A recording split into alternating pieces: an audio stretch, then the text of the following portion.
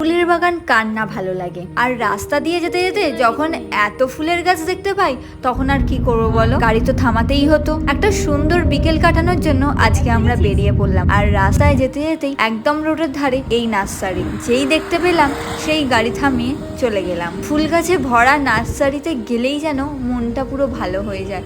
তখন কোনটা ছেড়ে কোন গাছটা কিনবো সেটাই শুধু ভেবে পাই না। আর এত জবা ফুলের মধ্যে আমরা ফাইনালি দুটো গাছ কিনলাম। আমরা যখনই নার্সারিতে আসি তখনই 2-3টে গাছ তো কিনে নিয়েই যাই। বাড়িতে আমাদের গাছে ভর্তি হয়ে গেছে, তবুও কিন্তু আমরা গাছ কেনা ছাড়িনি। এত সুন্দর ফুল গাছ দেখে কি আটকানো যায় বলো?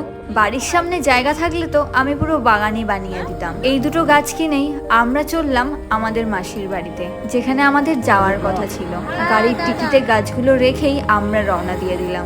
সাথে এই গ্রামের প্রাকৃতিক সৌন্দর্য আর পড়ন্ত রোদের এই মুহূর্তটা যেন দুর্দান্ত লাগছিল। চারিদিকে সবুজ গাছপালায় ঘেরা, শহর থেকে অনেকটা আলাদা।